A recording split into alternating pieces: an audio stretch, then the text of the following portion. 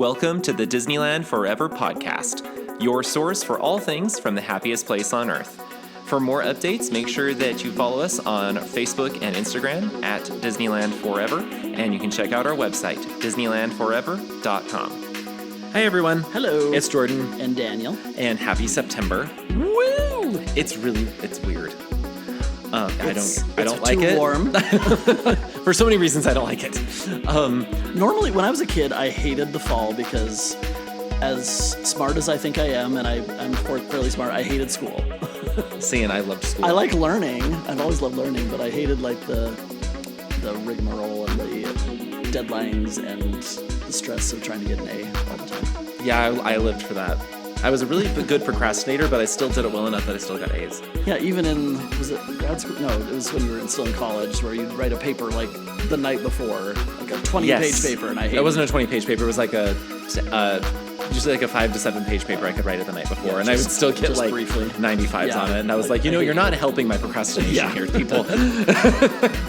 Positive, negative reinforcement. Exactly. So it never got better, but now I like fall because it gets a little cooler.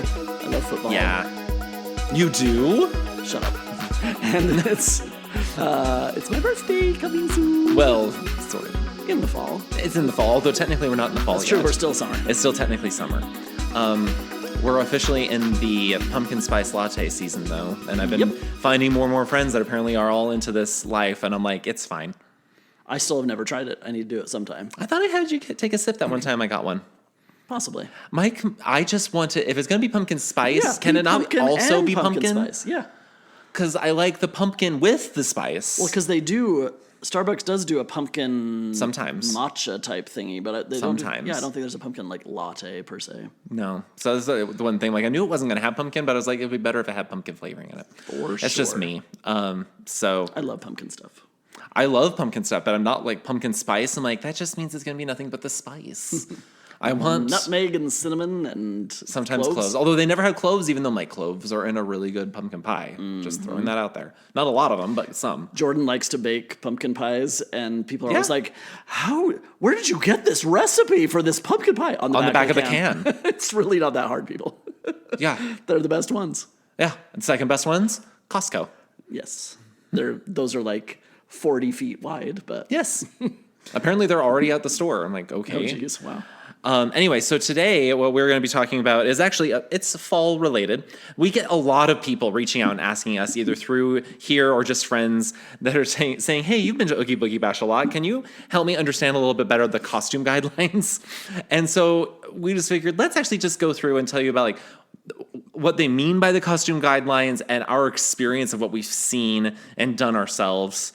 So you can get a better idea as you're planning either for this year or next year. Yes. No, that was a pregnant pause. There's something there. That's all. Okay. Well, we do have a new review. We do. It's from Kindred Diane. I don't remember how she says her name. But. Is that not Kendra Diane? Oh, it could be. Well, when it's all lowercase, all one word, in the world of hashtags and ats and emails and things. What is with you and hashtags tonight? Everything's been hashtag. Hashtag. And no one ever said hashtag. Hashtag. They said, so helpful and addicting. I discovered this podcast when I began planning my family's first trip to Disneyland, and I was specifically searching for info on the Disneyland Hotel. I found Disneyland Forever's episode on why the Disneyland Hotel is the best option, and I booked my trip based on their advice. After that, I worked my way through most of the episodes, taking copious notes along the way. That's important. Jordan and Dan are so knowledgeable, but also very entertaining and fun to listen to. My trip ended up being amazing, and I credit them for so much of that. Bonus, I actually ran into them while in line for Snow White, and I majorly geeked out and gushed to them about how much I love them. This is a few months ago. I remember them, actually. My trip is over now, and there are no future Disneyland plans. Yet I still find myself tuning in each week to listen. Thank you both for the fun content that's easy to listen to. You're welcome.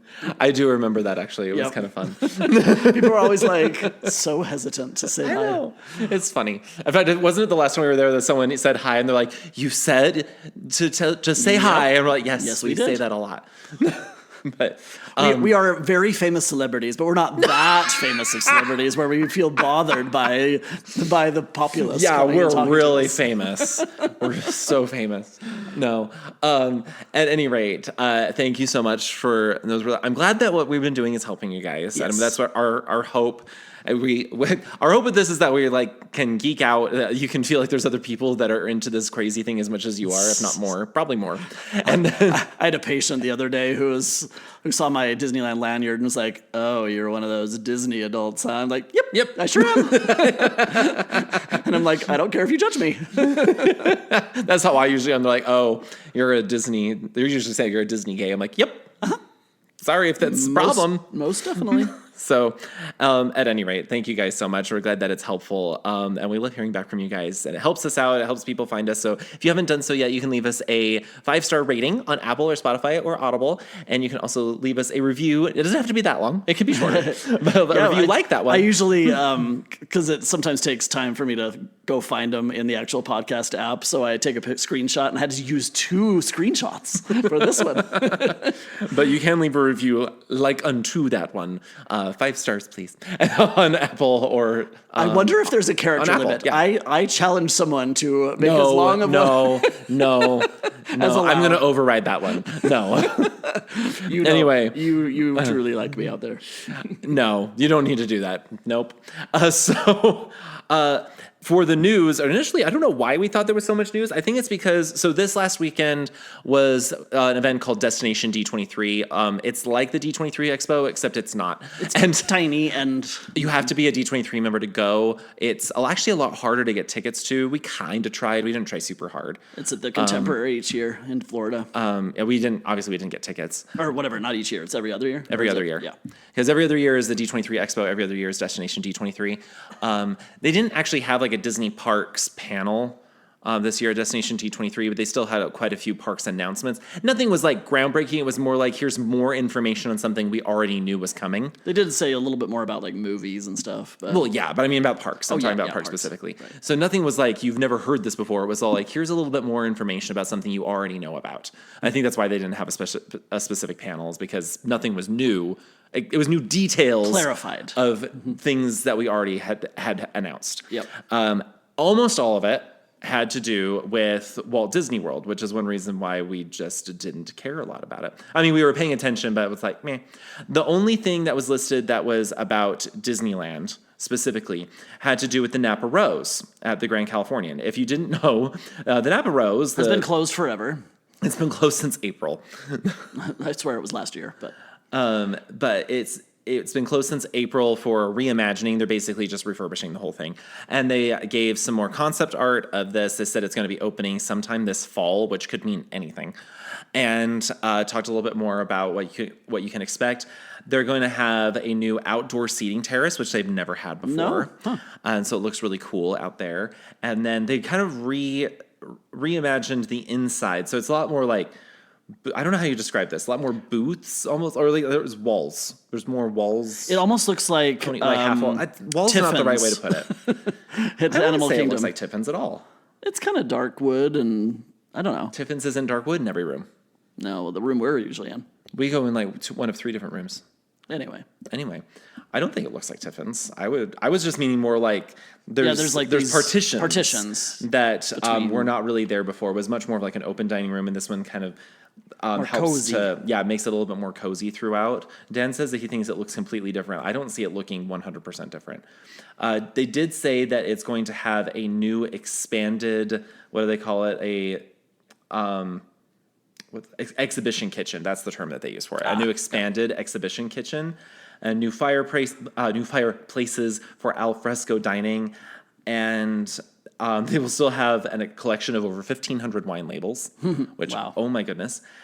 And something that some people were like getting all like worked up about is that they said it's going to have a new menu. And like, they do always change it. Yeah. They change their menu very frequently at the Napa Rose. So that's not a surprise that they've been closed for that many months. They're going to change the menu.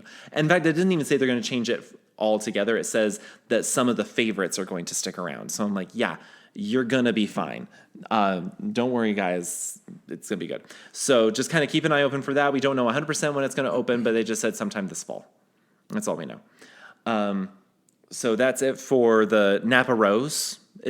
By the way, in case you don't remember or didn't know, that's actually your favorite restaurant, right? Yeah. Which we don't get to eat at very often. No. It's very difficult to get reservations. It's pretty expensive, too. It's very I do want to expensive. do the, what have you just called it? The culinary delight where they cook for you. The culinary delight. They cook, the chefs make you food specifically for you. Sit at the chef's table. That thing, yeah. Yep. That one's that's really very expensive. pricey. That would be a once in a lifetime thing, but Something else that was just talked about online, and there's not a lot of information, and a lot of this is just really up in the air. It's not Disney specific, but it's kind of handy to know about. So the Anaheim investigator got. is that even a real thing? I would assume that it's a real thing Well, since I they mean- just did a whole bunch of reporting. I mean, it sounds like the National Enquirer to me, but keep going. Yes, The each name. city tends to have their own little tabloid.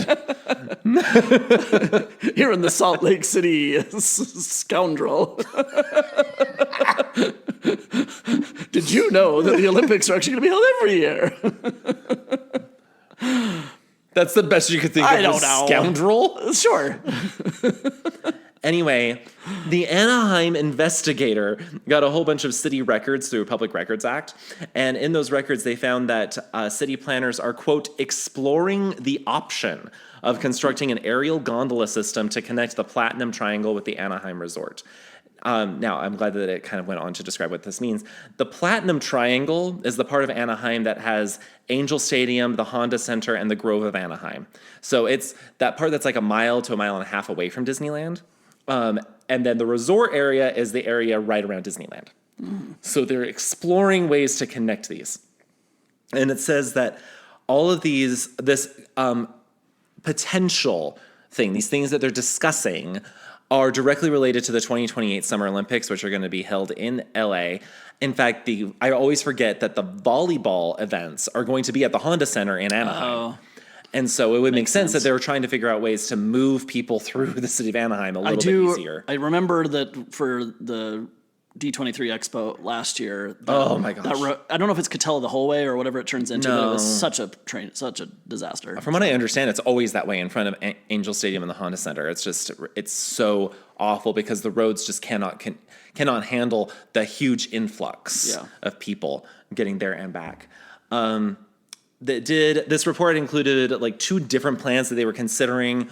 One that had a stop like right at Disneyland, and one that just had stops near Disneyland. But it would definitely be like, I think it would be kind of dumb to have some sort of public transportation system in Anaheim and not have it go to Yeah. Disneyland in some way, because the overwhelming majority of people coming to Anaheim are going to Disneyland. Now, a couple of interesting things about it.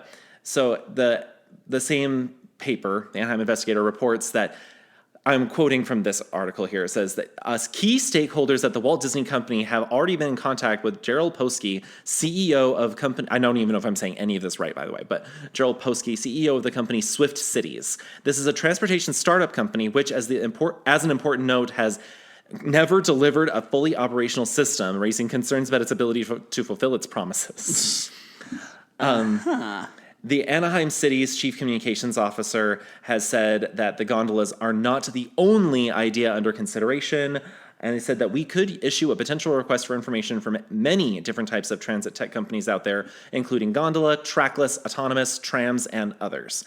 He said that nothing has been decided and nothing is scheduled at this point. Monorail. Do another monorail. No. So I just found it interesting that they're even like considering other forms of transportation to get people around. So again, this is not like, oh my gosh, did you hear that Anaheim's building it? It is something that has been in discussions that has not moved beyond that. A slight possibility. So, and like they even said right there when it says autonomous, it could even be that they just decide to invest in some self-driving cars for 2028. Yeah. You never know. Maybe the gondolas will work better than the Skyliner, which is closed all the time in Disney World. We can only hope. But I do think it would be kind of cool.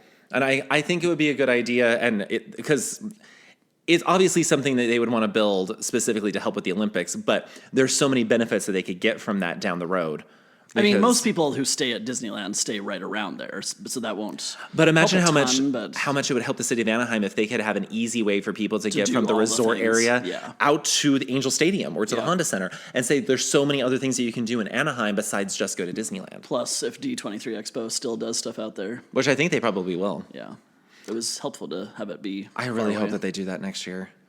And we do. I guess we could have said we do have dates for next year's D23. It's in August. The D23 Expo is in mid-August again.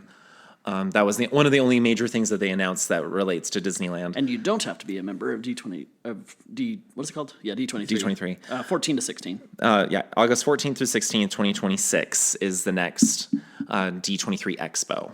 And it relates to Disneyland because that is always held in Anaheim. Always. And if you're not going to the expo, try not to go around then, unless your daytime is. I say daytime is really not a big deal. Busy, but the only you can't problem, get a place to stay. I was like, the problem is finding a place to stay because the hotels will be booked up. Yes. Very expensive. But if you were to go to the parks, it's really not that busy. Yeah. That's it for news. Like, obviously, the gondola story is a little bit longer, but that's because it's so much perspective stuff that's not set in stone. So like we said, we're going to be talking about Oogie Boogie Bash costume guidelines. Now, this is obviously one of the big draws to going to Oogie Boogie Bash is being able to dress in costume. Something you brought up right before we... Yeah, normally adults are not allowed to dress in like costumes, they say. Kids under the age of 14 can pretty much do whatever they want. They can dress like they can wear masks. They can any day of the year. They can't wear masks. I've seen. Well, okay. they're not supposed. Your eyes are supposed to be clearly visible. Oh, okay. I should say that you can wear masks. Eyes are supposed to be visible. They'll dress up as the characters totally. That like people will do elaborate stuff for their kids any day of the year, and that's allowed. Obviously, that's still the case with Oogie Boogie, but for Oogie Boogie Bash, adults can actually dress as characters within some guidelines. Yes. And I don't know if we're going to. We made a list. It just isn't necessarily in any particular order, so we might be jumping around, and we'll see what we can get done. Let's just start with talking about the actual like stuff you can dress as. So it doesn't have to be Disney. No. People come in like we saw Where's Thing Waldo One last and Where's last year. Waldo groups, and so There's someone in our group that's going as Luigi. Yeah, I mean, just so it's not like offensive or like a bunch of violent stuff and like. They don't want it very violent. Yeah. I will say that. They don't want. It's not a normal, a family environment, right? It's not a normal Halloween party where you would go and like your slasher stuff. You can't wear masks at all if you're an adult, and sort of if you're a kid, if they can see your eyes. But yeah, they're very strict with the adults. You can do face paint instead. They say that you can't do masks that cover your whole face. There are You can do, like, certain part costumes. things, yeah. Because there's like Captain America helmets that technically speaking, his helmet can go over, it extends down. Yeah. His early it extends down over his eyes but ends at his nose. They don't really count that as a mask. Yeah, helmets You're are fine with usually that. fine. Cloak type things are fine. Just so you can't have a really, really long cape. They're not super strict about it, but if they see that you're wearing this huge cape that's like dragging on the ground and clearly going to trip people, they will say something. So officially what the rules say is that a cape or anything that's hanging off your back is not supposed to go anywhere beyond your waist or something? This is like mid back, I think, or something like that. And honestly, every time we go, there are people that are not following that rule whatsoever. So clearly security doesn't care. But with that one, the reason for the rule is they don't want things to become tripping hazards where people aren't paying attention. And so they accidentally step on your costume and it causes injuries, it causes problems. And so I don't think I've ever seen anyone make a big deal, but I also haven't seen anyone with like a long train or a cape that is dragging on the ground. Yeah. So I would say as long as it's not really on the ground, you should be fine. But I would say the shorter the better, because then you don't have to worry about that getting in the way of anything. Yeah, you don't want to trip people. You can take lightsabers and you can take like plasticky sword type things that look extremely fake. Yeah, extremely fake. The more realistic they are, and like any kind of gun is not allowed. If it's like a plastic gun, if you're a cosplayer out there and you're like, oh, this is normally fine when I go to like Comic-Cons or anything like that, this weapon, or that Probably it's something. not. If you're thinking, oh, I just have to put something on it that shows it's fake. if there's anything about it that looks from a distance like it's real, it's just a flat out, it's not permitted. Yep, just go with fake toy-ish stuff. I was a little worried with my Captain Hook sword, my pirate sword last year, but that was totally fine because it was plastic. So Yeah, as long as what you're bringing seems completely fake. And like I said, they actually explicitly say on there, it says no weapons with the exception of like lightsabers. Yeah. But yeah, the faker it looks, the more likely you are to let it go through. And yeah, at security, they might look at it and feel it and be like, oh, this is clearly fake. But they're going off of what would this look like from a distance? And if it could look real from a distance, it's just they don't want to cause a panic. And feel free to bring like fun accessories to kind of give your stuff, or like if you're going like I did Buzz Lightyear once and I had socks that I was carrying around, like, so just be creative with it. Just try to think of ways that are not going to be construed as something like dangerous or too crazy. With that, you're going to want to consider security.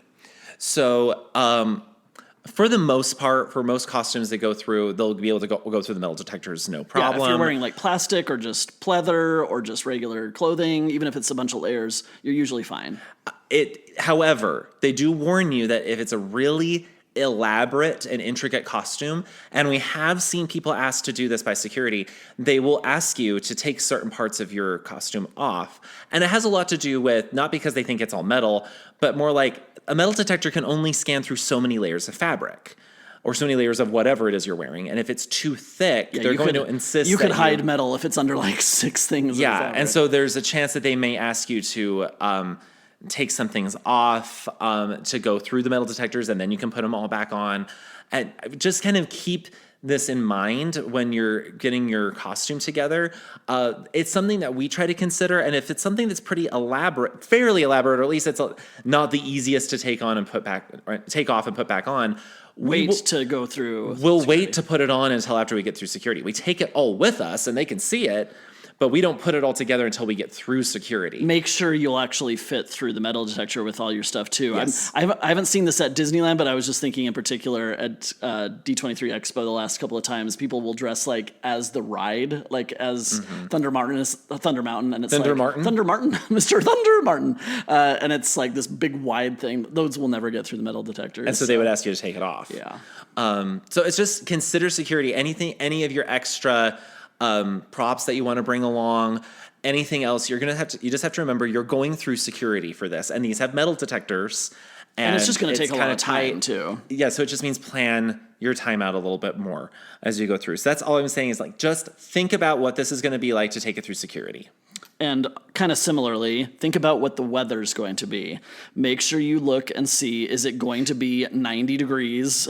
Because just because you're going in mid-October doesn't mean that it won't be 90 degrees. I almost died as Loki 2 years ago. So and if it's planning to rain, like think of contingencies for if your costume or your makeup's going to get all ruined. So just make sure you check in advance and be flexible, because like with the Loki costume, I just took my headgear off when we were just like sitting to eat and stuff. So like you will overheat if you're, it's just September, October. It's just the way it is now. Anymore, Southern California is just really hot even through October. I mean, it does get manageable after the sun gets down, but it's after the sun gets down. Right, because you can technically go in around 3, I think. And the sun is very much up at 3 p.m. Yep, and so it's really, really hot still. So just try to consider the weather. Don't, I wonder how much you would have rethought your Loki costume if we had really realized how hot it was going to be that day. I know. I mean, it looked great. It was a great costume. Yep. And consider also, if you do plan to go on rides, like the logistics of trying to like sit or how much stuff you have, because what might fly off. Yeah, if your plan is not to necessarily do rides and just do the treat trails and meet the villains, that's fine. But just if you plan on using that as a time to go on rides, be considerate of that. We did kind of mention, we've been talking about how, like, technically speaking, you're not supposed to wear masks. And they just want to be able to see your eyes. They want something that's identifiable. So, like, they'll say no mask, but it's usually they don't want a mask that covers your whole face. Especially now, the portion of your face is fine. The tickets are based on your face now, so I wonder how that will work. It at least has to be able to come off for you to go through the gates. But that doesn't mean you can't use face paint. They are okay with you using face paint. You can use face paint all you want. Yeah, their detectors are good enough; they can tell through that. So. Yeah, they really don't care about your use of face paint. You can do that till the cows come home. Just masks are a little bit like wonky on that one. Now there are a couple of things that they do say. Like there is one thing that you cannot dress up as. Kids, again, under 14, there's no restrictions. They don't care. But for adults, you cannot dress up like a cast member. Yeah. So like say if you're really into Disney parks and you decide you wanted to dress as a plaid vest or a plaid skirt. Yep. Cool, but don't. Or where like people, you can make like a fake name tag on like Etsy and stuff. Like don't do that. Don't do that. They will specifically tell you take that name tag off. Yep. You can kind of have the vein of it, like so. Disney in general encourages you to quote Disney bound. If you don't know what that means, it's just like you're kind of in the spirit of or trying to evoke someone thinking that like you're like that character. So The like, way that you dress kind of makes you think of a particular character through so like Mickey will have red pants and a black shirt and maybe a yellow belt. Yellow or and a white or like black tie, white. The shirt. most common is that they just have like a black button up because usually you try to they'll have like a black shirt, yellow pants. I mean red pants and a yellow belt. Yeah. And yellow shoes and they'll say I'm Mickey. So if you wore like a plaid shirt, that's not like what they do. They'd be like, "Oh, that's kind of fun," but yeah, you can't look exactly like it. You definitely can't wear something that looks anything. I've even heard of people that came with like absurdly huge cast member name tags, so thinking, "Oh, it looks nothing like it," but they still said, "No, take it off." Yep. And again, this is because they don't want anyone who's there visiting thinking that you're an employee. Yep. They want the employees to be very clearly delineated from the guests. Yeah, it's important for having a theme park to know who's actually working there, just in case there's some sort of incident or like if they need directions. Like they don't want just random people pretending to be the actual workers there. So if you do want to go with something that is inspired by a cast member costume, that's fine, but don't make it look exactly like them. Yep. You can, like we said, you can dress and look almost identical to the actual characters that would roam around the parks. And they don't care at Oogie Boogie Bash. However, they do very, very, very, very much stress to you that you cannot stop to take pictures with other guests or give autographs. People can take pictures of you. Yes. But yeah, you're not supposed to like stop and pose with people, and yeah, no autographs. You are not the actual character that's paid by as a cast member for Disney. It's again, they don't want anyone to think that you are an employee. And again, should something happen, if there's an incident with any guest, they're going to think that it was Disney, and they want to be able to say, "No, we know that wasn't us because that was." Even the else. simple stuff, because Disney, they teach them how to point with 2 or 4 fingers. They teach them not to like pat kids' heads because in some cultures that's not appropriate. Like just simple things like that you wouldn't even think about. They're trained for that, to work with the public and to be the face of Disney. So just don't ever pretend like you are one of the characters. And if people come up and you're just desperate, they want you to take a picture with them. We've had some friends, like we were talking with Dear and Darling, and she was saying that this has happened to her a few times, and they had to tell people like, "We're not them, we're not Mary, I'm not her, no, we're not them," like over and over again, like, "Okay, if you really want to, you can, but I'm not." Like she made it very, very clear to them, I am not that person. yeah. I'm like, that maybe that will work as long as they could be like, okay, if they're like, "Oh, I get it, that's fine, but we'd still like a picture with you." It's like, okay, as long as you know I don't work here. Yeah. Yeah. Like if you see someone around and he's like their costume and think it's cool, then take just a quick picture of them and be like, "That's fine. Do you mind if I take your picture real quick?" That's fine. But if someone wants to take a picture with you, first of all, just be completely honored and that they think you did that good of a job, that you look like one of the characters, but just make sure it's very clear that they know that you are not the actual one. You were just dressed up as them. That happened to us when you were Lokis. Yeah, we were both Loki. I mean, mine was easy to tell that I wasn't because I don't wear wigs. But I looked just like the one walking around, and the cast member, the PhotoPass photographer was like, "Here, you come over here. I'll take your picture for the official pictures." And then guests were going around. They thought I was taking a picture with Loki. Yeah. And the cast member would be like, no, these are guests. Yeah. Move along. And so one other thing I don't know how official it is. It's kind of confusing because I've done stuff that's not like, I don't dress exactly like stuff, but I've kind of pushed the limits. So say you have a ticket for Oogie Boogie Bash, but you also want to go to like Disneyland earlier that day or even DCA. Before the mix-in time starts. Before the actual time that you're supposed to be there and allowed to wear your costumes. Technically, they say you're not, like, it's just like any other day. You're not supposed to dress like them.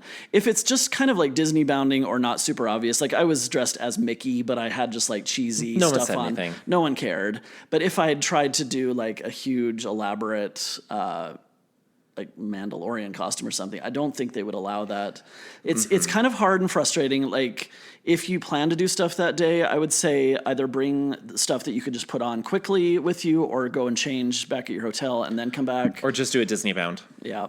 It's a little frustrating. You just don't want to be in a position where you go at like 10 a.m. It's not easy for you to get changed back for the evening, and they say you can't come in. Like, it's just a frustrating situation around. So don't even let that happen. Yeah, when we do that, we honestly just plan to go back to the hotel at some point in the mid-afternoon, change, and then come back. Even if your costume isn't super, super thick or all these layers, it's still going to be hot in the daytime. So you don't want to just be in sweat for Another reason 14 hours. It's only 6 instead. Yeah. So just something to kind of consider. I don't know how hard, like, they'll say do not show up in costume, but I don't know that the security will necessarily turn you away. But they're a little more lenient on the Oogie Boogie Bash day, obviously, but I wouldn't really necessarily push it. Yep. So just kind of something to think about.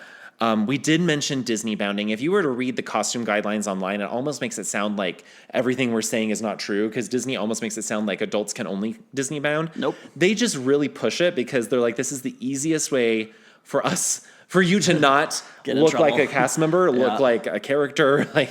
But that doesn't mean you can't do other ways. They're just saying like, hey, have you thought about Disney bounding? Because it's kind of fun. Well, and it's kind of fun too, because even though, like when I was Captain Hook last year, so many cast members were like, hey, Captain Hook. And like, I'm not Captain Hook. I'm not a Disney character. I'm not paid by them. It was fun.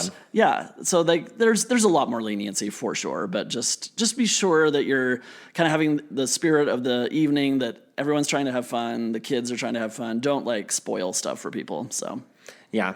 So if and honestly, the overwhelming majority of people that we see there are either Disney bounding or they're just there.